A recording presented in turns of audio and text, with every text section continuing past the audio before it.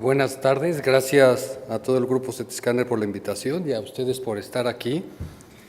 Como ya se mencionó, vamos a hablar un poco de tumores neuroendocrinos, que espero sirva como de revisión e introducción a la plática que va a seguir. Rápidamente, si ustedes recuerdan, y también como por especialidad propia, lo que voy a hacer énfasis es a los tumores neuroendocrinos del páncreas, y si ustedes recuerdan, el páncreas pues consta de dos sistemas, un sistema exócrino en el que están involucrados los acinos pancreáticos, los ductos que se encargan de la digestión, y después un sistema endocrino en el que están los islotes y las diferentes células que se encargan de secretar diferentes hormonas para diferentes funciones en el cuerpo, y estos órganos o estos dos sistemas suelen estar interconectados tanto neurológica como a través de vasos sanguíneos. Más o menos en cuanto a cáncer o tumores del páncreas, en un estudio que se hizo en el Instituto de Nutrición, generalmente el páncreas exócrino es el responsable de la mayoría de las neoplasias que vemos en el páncreas, pero aún así hasta un 10% de lo que podemos ver como tumores sólidos en esta glándula puede corresponder o corresponde a tumores del tipo neuroendocrino. ¿Son de difícil diagnóstico? Sí, porque tienen características variables. Muchas veces, como vamos a ver adelante, pueden ser muy pequeños o pueden ser no funcionantes, entonces realmente pensar en ellos o detectarlos a tiempo es difícil. En términos generales, los tumores neuroendocrinos se consideran crecimientos neoplásicos del tejido pancreático endocrino. Ya les había mencionado que son células o este tejido tiene funciones y características endocrinas y neurales, y frecuentemente pueden causar síndromes y síntomas secundarios a la secreción hormonal excesiva. De tal forma, si ustedes leen un poco en la literatura o recuerdan, hay diferentes formas de clasificarlos. Una es basada en la producción o no de hormonas y si estas pasan o no la circulación, y esto se puede traducir en un síndrome clínico o no, y de tal forma los dos grandes grupos clínicos que tenemos para clasificar estos tumores son los funcionales y los no funcionales. Les digo, puede haber hormonas elevadas, como vamos a ver adelante, el PP, la grelina, incluso somatostatina o cromogranina, que no necesariamente provocan trastornos funcionales, pero son o se consideran marcadores de estas neoplasias. Los no funcionales, les mencionaba, secretan varios péptidos, sobre todo la cromogranina, que puede servir a la hora del manejo clínico como seguimiento, y va a haber otros tumores funcionantes que son más comunes, y entre ellos el gastrinoma y el insulinoma. Y la que podemos ver aquí, este es un islote de Langerhans, y podemos ver que los islotes producen diferentes hormonas en diferentes sitios, casi todo en el centro van a ser células beta, un poco más distribuido de manera heterogénea puede estar la somatostatina, y a la periferia de los islotes suelen estar las células que producen glucagón. A manera de histopatología y de algunos otros marcadores, los tumores neuroendocrinos se pueden también clasificar independientemente de si son funcionantes o no, pueden clasificarse de acuerdo a su agresividad y al grado de diferenciación en estos dos grupos, bien o pobremente diferenciado, y también al grado de reproducción o de celular, como de bajo grado o grado intermedio, que suelen corresponder a aquellos bien diferenciados con una cuenta mitótica relativamente baja y un índice Ki67, que es un marcador de reproducción celular bajo, y solían llamarse tumores carcinoides, pancreáticos neuroendocrinos, y ahora la Organización Mundial de la Salud los clasifica como tumor neuroendocrino grado 1 o 2.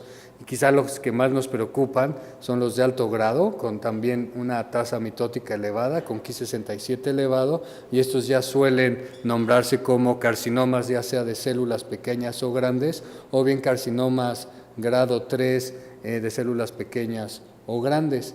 En cuanto a su demografía, la distribución de género es similar, no hay una predilección en general, pero si analizamos variedad por variedad, puede ser que los insulinomas los veamos más frecuentemente en mujeres, no así los gastrinomas, y los glucagonomas nuevamente tienen una predilección por las mujeres. Generalmente la edad en que solemos ver estos tumores son en la sexta década de la vida, y siempre es importante recordar, al menos en la clínica para nosotros, que los gastrinomas suelen asociarse a un síndrome que se denomina neoplasia endocrina múltiple y suele ocurrir en personas entre los 20 y 40 años. Factores de riesgo hay muchos y también esta es otra forma de que se pueden clasificar los tumores neuroendocrinos como aquellos esporádicos, es decir, que no están asociados a ningún síndrome genético y suelen cursar con alteraciones en el cromosoma 3. Y va a haber otros tumores que se asocian a trastornos hereditarios como el MEN tipo 1, que suele ocurrir, ya les había mencionado, en jóvenes, pacientes con neurofibromatosis o von Hippel-Lindau y también esclerosis tuberosa. La prevalencia es variable, va a depender de lo que cada uno de ustedes pueda consultar. Hasta aproximadamente hace 10 años se estimaba que ocurría un tumor neuroendocrino por cada 100,000 personas. Información un poco más reciente, puede ser que representen un poquito menos del 2% de todos los tumores del páncreas, y esto otra vez puede variar en la literatura y obviamente en los centros de concentración, como la primera diapositiva que les mencioné, que en el instituto llegan a ser cercanos al 10%, pero eso puede ser nada más sesgo de referencia. La incidencia total puede ser de hasta 2 por 1 millón al año, al menos en algunos países. En autopsias, esa es otra forma en que se puede establecer o estimar su incidencia, también no sobrepasan el 2%, y les decía que esto varía de acuerdo a los métodos de identificación y las técnicas incluso de autopsia. En una serie en que se evaluaron tomografías de cortes finos para el páncreas, la incidencia llegó a ser hasta del 10%, y lo que vemos generalmente es que muchos de estos son hallazgos incidentales y suelen ser tumores no funcionales. Su frecuencia varía y también va a depender del tipo de células que predominen. Lo que vemos frecuentemente es que los principales son los insulinomas, seguidos de los gastrinomas, y en mucho menor proporción van a estar estos, los que producen glucagón, somatostatina o el péptido intestinal vasoactivo, y quizá también los funcionales pueden estar a la par de los insulinomas, y esto habrá que analizarlo porque también con los nuevos equipos pues, tal vez empecemos a encontrar más tumores neuroendocrinos no funcionales. En cuanto a su localización, casi todos, o la mayoría puede estar presente en el páncreas. Vamos a ver más adelante que algunos pueden salirse y estar afectando principalmente la segunda porción del duodeno. Suelen cursar con algún tipo de comportamiento agresivo, sobre todo el glucagonoma y vipoma, porque llegan a tener muchas metástasis a la hora del diagnóstico, y de todos estos el que más asocia a neoplasia endocrina múltiple van a ser los gastrinomas, y la incidencia es muy similar, de 1 a 2 casos por millón, es lo que se estima. Rápidamente también, sin tratar de prolongar tanto esto, un repaso de los síndromes que podemos observar. Está la neoplasia endocrina múltiple, que es asociada a una mutación en el gen que codifica la menina, que es una proteína que suprime la proliferación celular. Está asociada a múltiples tumores, sobre todo a nivel de la pituitaria, paratiroides y páncreas, o incluso algunos Zollinger Ellison pueden verse aquí, y siempre que vemos un tumor neuroendocrino a nivel del páncreas, siempre es bueno checar las paratiroides o, dependiendo el tipo de sustancia que secreta, hacer un estudio con el objetivo de llegar a descartar la presencia de estos síndromes. El von Hippel-Lindau, que también es un trastorno autosómico dominante, lo que nos ayuda es la historia familiar, porque prácticamente si hay alguien afectado en la familia por la alta penetrancia, prácticamente el 50% de la descendencia va a estar afectado, y este síndrome se caracteriza por alteraciones a nivel del sistema nervioso central. Puede haber alteraciones oculares como angiomas y sobre todo también tumores renales, y a nivel del páncreas pueden cursar con febocromocitomas, algunos adenomas papilares, y todo está asociado a una mutación en el gen supresor tumoral VHL. La neurofibromatosis son pacientes que, si lo vemos, esto es muy fácil hacer el diagnóstico, pero muchas veces se presentan solamente con alguna o dos lesiones y es necesario tener una alta sospecha diagnóstica. Esta afecta entre 1 a 4,000 individuos y también es de una herencia autosómica dominante con una penetrancia variable. El gen supresor es el NF1 y les digo que son placas hiperpigmentadas en la piel llamados neurofibromas y que ocasionalmente cursan además con cromocitomas. Quizá los que estamos viendo ahora más frecuentemente son estos, los tumores neuroendocrinos esporádicos, que llegan a representar hasta 50% de los casos y tienen alteraciones en este cromosoma e incluyen algunos de ellos mutaciones en el MEN, por lo que es necesario evaluarlos a detalle. Por su comportamiento biológico, los tumores neuroendocrinos, sobre todo los funcionales, ya les había mencionado que secretan hormonas pancreáticas, pero tienen, pese a esto, menor riesgo de malignidad. Y esto quizás sea porque la producción de hormonas nos alerta al diagnóstico y los podemos detectar a etapas mucho más tempranas, incluso antes de que hagan metástasis. No así los no funcionantes, que muchas veces los vemos como lesiones ya muy grandes o incluso avanzadas con metástasis hepáticas.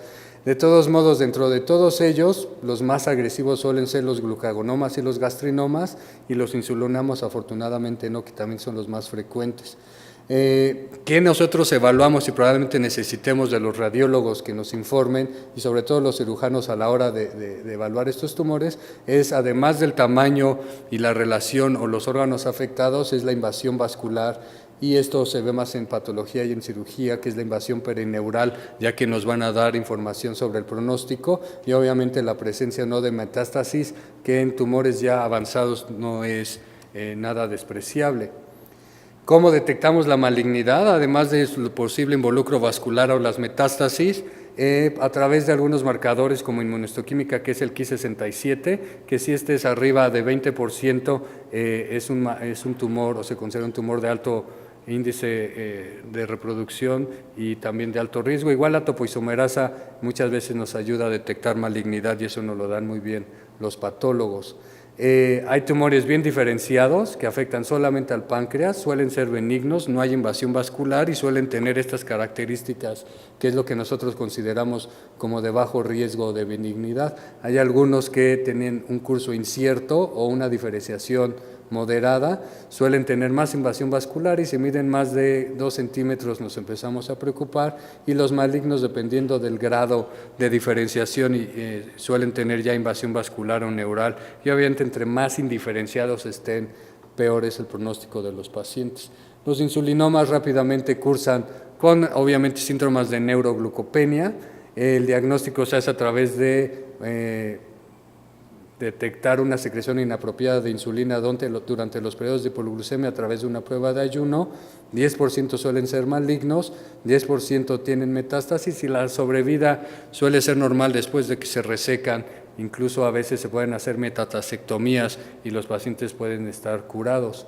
La prueba de ayuno es internar al paciente que esté 72 horas solamente tomando líquidos, se les empieza a determinar glucosa, insulina y péptido C, y si hay bajas de glucosa con incrementos de insulina y de péptido C se puede hacer el diagnóstico.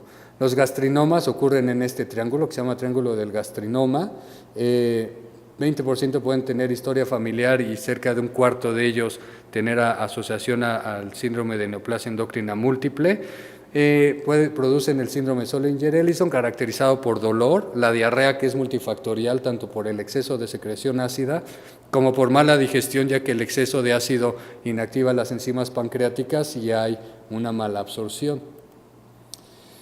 ¿Cómo lo diagnosticamos? Demostrando elevación inapropiada de gastrina en ayuno, y se requiere demostrar esto en presencia de también hipercloridia, y la gastrina sola no es adecuada para el diagnóstico, sobre todo en esta época en que todos los pacientes es común que se automediquen con inhibidores de bomba. No es infrecuente ver gastrinas arriba de 100 o de 500, y eso obviamente no hace el diagnóstico. Lo que lo hace, incluso con inhibidores de bomba, es un nivel de gastrina arriba de 1000 picomoles por mililitro. Y recordar que hay muchas otras causas, además del Zollinger-Ellison, que pueden cursar con elevaciones moderadas de gastrina. Entonces eso quiere decir que no toda gastrina elevada corresponde a este tumor. Ya les había mencionado que muchos de ellos asocian a la neoplasia endocrina múltiple, y siempre que vemos un Zollinger-Ellison es bueno y útil y obviamente recomendable medir niveles de paratormona y calcio en ayuno para establecer la asociación o no con este síndrome. El glucagonoma se presenta generalmente más en los consultorios de dermatología por el eritema migratorio necrolítico. Suelen cursar con pérdida de peso, diabetes mellitus, también diarrea. Si se mide glucagón, que es difícil a veces hacerlo, puede estar elevado, y el problema es que la mayoría de ellos son malignos. Y son ejemplos del eritema necrolítico migratorio, y por eso suele ser un diagnóstico inicialmente de los dermatólogos y después los envían a los clínicos. El vipoma, que también suele ser más un diagnóstico del gastroenterólogo, son pacientes con diarreas profusas asociadas a alteraciones hidroelectrolíticas localizados en el páncreas, también con un alto índice de malignidad y una sobrevida relativamente buena después de la resección. Incluso si tienen metástasis suelen tener una sobrevida aceptable. Y estos son ejemplos de inmunohistoquímica sobre vipomas, que es también algo infrecuente verlos. Somatostatinoma, ya casi para terminar, son pacientes con colelitiasis, pérdida de peso, diarrea, esteatorrea, también la mayoría localizados en el páncreas o en el duodeno, y también con un alto índice o porcentaje de malignidad. Los funcionantes, les menciono otra vez, yo creo que lo estamos viendo cada vez más, secretan muchas enzimas. El problema de ellos es que no dan síntomas hasta que ya están muy grandes o nos enfrentamos con metástasis o síntomas compresivos. Les digo, usualmente son únicos, suelen estar más frecuentemente en la cabeza del páncreas, algunos asocian a la neoplasia endocrina múltiple y la malignidad es elevada, y esto es por el retraso en el tratamiento. Esto es solamente para mencionarles, ustedes son más expertos. Hay diferentes formas en las que podemos ver, como estas lesiones hipercaptantes en la tomografía, que todo lo que se ve así es casi patognomónico de un tumor neuroendocrino. Está el Octoscan, que estoy seguro que van a hablar de ello a detalle, pero que también nos ayuda a evaluar de manera funcional nuestra sospecha diagnóstica, y muchas veces cuando no tenemos unas buenas tomografías o no podemos establecer un buen diagnóstico presuntivo, está el desarrollo del ultrasonido endoscópico, que es la unión de la endoscopía con ultrasonido, y esto a través del estómago podemos detectar y hacer estudios del páncreas a mucho detalle y poder evaluar lesiones que pudiéramos tener duda si son quistes o no, y que al hacer el ultrasonido endoscópico podemos ver que son lesiones sólidas, o incluso estos que también. Este es el mismo paciente que llegó con esta lesión quística. Le hicimos un ultrasonido endoscópico y lo que vimos era un quiste con paredes gruesas, y a la hora de tomar una biopsia resultó que era un tumor neuroendocrino con alto grado de malignidad con degeneración quística. Entonces esto puede ser una modalidad diagnóstica y a veces terapéutica que puede complementar lo que los radiólogos nos pueden ofrecer. Este es otro tumor neuroendocrino, tomando una biopsia a través de la pared gástrica. Y cuando esto no es suficiente, porque a veces suelen ser muy pequeños, pues el radiólogo intervencionista puede hacer estudios de inyección intraarterial con secretagogos. A veces es calcio, otras veces son otras sustancias, y se van midiendo las sustancias que nos interesan, insulina, péptido C, para poder establecer la localización del tumor y así llevarlo a cirugía. La cromogranina sirve nada más con un marcador para establecer la probabilidad de tumor neuroendocrino, y una vez que se hace y se resecan, como seguimiento. Y consideraciones terapéuticas para terminar. La cirugía probablemente es el único tratamiento definitivo y curativo, pero cuando eso no es posible, también el radiólogo intervencionista puede ayudarnos con quimioembolizaciones, los cirujanos con resecciones de metástasis, y a nivel clínico podemos ayudarle sobre todo a los funcionantes con inyecciones de octreotide para disminuir sus síntomas. Gracias.